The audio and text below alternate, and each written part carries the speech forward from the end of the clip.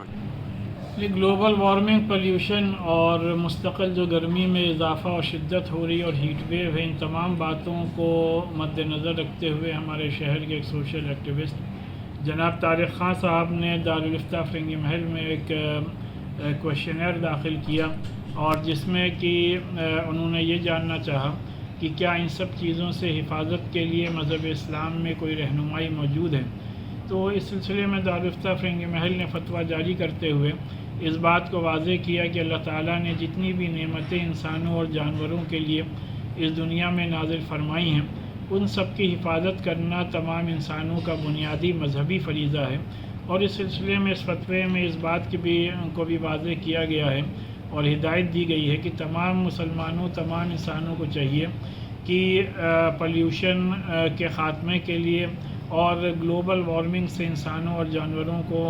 محفوظ رکھنے کے لیے یہ ضروری اور لازمی ہے کہ ہم سب لوگ زیادہ سے زیادہ پیڑ پودے لگائیں، گرینری کی حفاظت کریں، کیونکہ اس سلسلے میں پیغمبر اسلام نے ارشاد فرمایا ہے کہ جو شخص بھی ایک بھی پیڑ لگائے گا تو جب تک انسان اور جانور اس سے فائدہ اٹھاتے رہیں گے اس کا ثواب اس کو ملتا رہے گا۔ اسی طریقے سے پانی کو ویسٹ کرنے کو ایک گناہ عظیم قرار دیا گیا ہے، اور مذہب اسلام نے اس بات کا بھی حکم دیا ہے کہ سمندر، ندیاں اور نہریں یہ سب اللہ کی نعمتیں ہیں، ان کو پولیوشن سے ان کی حفاظت کرنا ہم سب کا بنیادی اسلامی فریضہ ہے۔ اور یہاں تک کہا گیا کہ اگر تو پیغمبر اسلام نے فرمایا کہ اگر تم کسی ندی کے کنارے بیٹھے ہو تب بھی تمہیں پانی برباد اور ویسٹ نہیں کرنا ہے۔ اسی طریقے سے اس فتوے میں اس بات کو بھی واضح کیا گیا ہے کہ مذہب اسلام نے اس بات سے بھی منع کیا ہے کہ کسی کو بھی کسی بھی گرین پلانٹ کو یا کسی بھی کھیتی کو اور کھیت میں فصل کو قطعی بھی آگ نہیں لگانی ہے۔ اگر کوئی ایسا کرتا ہے تو وہ بڑا گناہ گار ہوگا، اور یہاں تک کہا گیا ہے کہ اگر تم جنگ کی حالت میں ہو تب بھی تم کو اپنے دشمنوں کے بھی ایریا کے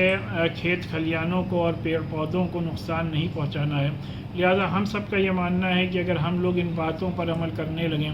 تو جو اوزون لیئر کو تیزی سے نقصان پہنچ رہا ہے اس سے ہم لوگ اپنے اس ارتھ کو، اپنے اس دنیا کو بچا سکتے ہیں، اور اس شدید گرمی اور شدید سردی سے بھی لوگوں کی حفاظت کرنے والے بن سکتے ہیں۔